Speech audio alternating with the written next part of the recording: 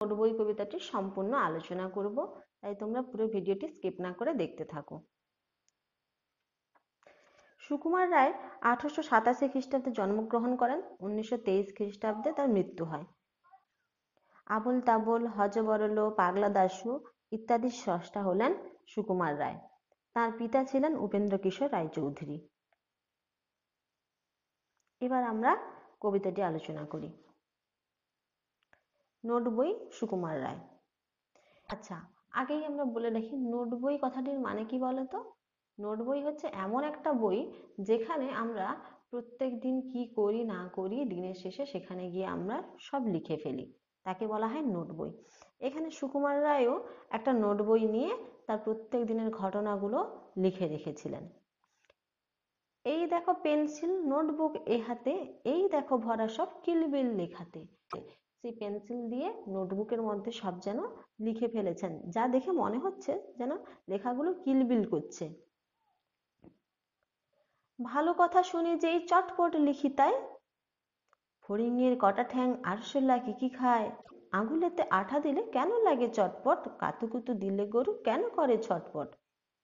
অর্থাৎ তিনি এখানে বলেছেন যে তার মনে যা কিছু আসে, যা কিছু তিনি শুনতে পান, সব যেন চটপট করে তার এই নোটবুকে তিনি লিখে ফেলেন। কি লিখেন? ফড়িংয়ের কটা ঠ্যাং অর্থাৎ ফড়িংয়ের কটা পা, আরশোলা কি কি খায়, আঙুলেতে আঠা দিলে কেন চটচট করে, কাতুকুতু দিলে গরু কেন ছটফট করে, এইসব তিনি লিখে। এখান থেকে তোমাদের প্রশ্ন আসতে পারে, কবি ভালো কথা শুনলে কি কি চটপট করে লিখে ফেলতেন। দেখে শিখে পড়ে শুনে বসে মাথা ঘামিয়ে নিজে নিজে আগাগোড়া লিখে গেছি আমি। দেখে শিখে পড়ে শুনে তা নিয়ে বিচার বিশ্লেষণ করেছেন, মাথা ঘামিয়েছেন, তারপরে কি করেছেন, নিজে সবকিছু যেন আগাগোড়া অর্থাৎ প্রথম থেকে শেষ পর্যন্ত লিখে ফেলেছেন। কান করে কটকট, ফোঁড়া করে টনটন, ওরে রামা ছুটে আয় নিয়ে আয় লণ্ঠন। কান দেখবে আমাদের ঠান্ডা লাগলে প্রত্যেক দেখবে কান কটকট করে, আর ফোঁড়া পাকলে টনটন করে। তিনি বলছেন ওরে রামা ছুটে আয় নিয়ে আয় লণ্ঠন। লণ্ঠন নিয়ে এসে, লণ্ঠন হচ্ছে, এখন তো কারেন্টের প্রচলন আছে, আগে কারেন্টের প্রচলন ছিল না, এই লণ্ঠনের বাতি জ্বালিয়েই মানুষ রাত্রি যাপন করতেন। তাই বলছেন ওরে রামা ছুটে আয় নিয়ে আয় লণ্ঠন, এই লণ্ঠন জ্বালিয়ে তিনি এই কান কেন কটকট করছে, ফোঁড়া কেন টনটন করছে, এইসব দেখবেন। কাল থেকে মনে মরে লেগে আছে খটকা, ঝোলা গুড় কিসে দেয় সাবান না পটকা। কবির কালকের থেকে, গতকাল থেকে যেন মনের মধ্যে একটা খটকা লেগে আছে। কি খটকা? ঝোলা গুড় কিসে দেয়, সাবানে না পটকায়।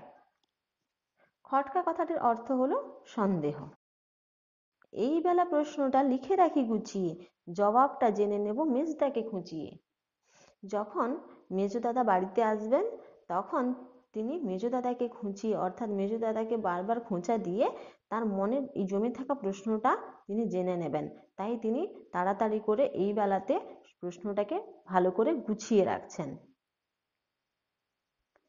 পেট কেন কামড়ায় বলো দেখি পারোকে। পেট কেন কামড়ায় অর্থাৎ পেট কেন ব্যথা করে তিনি এটাও জিজ্ঞেস করেছেন। বলো দেখি ঝাঁঝ কেন জোয়ানের আরকে। তার মনে এই প্রশ্নটাও এসেছে যে জোয়ানের আরক খেলে কেন আমাদের ঝাঁঝ লাগে। তেজপাতে তেজ কেন, ঝাল কেন লঙ্কায়। তেজপাতাতে তেজ কেন, আর ঝাল লঙ্কা যখন আমরা খাই লঙ্কায় কেন ঝাল লাগে। নাক কেন ডাকে আর পিলে কেন চমকায়।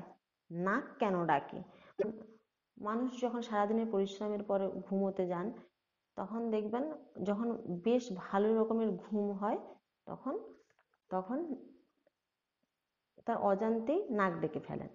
আর পিলে কথাটির অর্থ হলো প্লীহা। কার নাম দুমদুমি, কাকে বলে অরণি। কার নাম দুমদুমি, দুমদুমি হচ্ছে ঢাকের নাম দুমদুমি, আর অরণি হচ্ছে যে কাঠ দিয়ে আগুন জ্বালানো যায় বা চকমকি পাথর ঘষে আগুন জ্বালানো যায় ওই রকম কাঠকে বলা হয় কি অরণি। বলবে কি তোমরাও নোট বই পড়নি। তিনি এটা প্রত্যেক পাঠকের কাছে বলেছেন, তোমরাও কি বলতে পারো যে তোমরা কেউ নোট বই পড়নি বা নোট বই লেখো না, এরকম কেউ কি আছে তোমাদের মধ্যে? এটাই তিনি জানতে চেয়েছেন। এইখান থেকে তোমাদের প্রশ্ন হতে পারে, জোয়ানের আরব কেন ঝাল হয়? কিলবিল, টনটন, ছটপট এইসব শব্দগুলো কি ধরনের শব্দ? চ্যানেলটি ভালো লাগলে শেয়ার এবং সাবস্ক্রাইব করে দিও।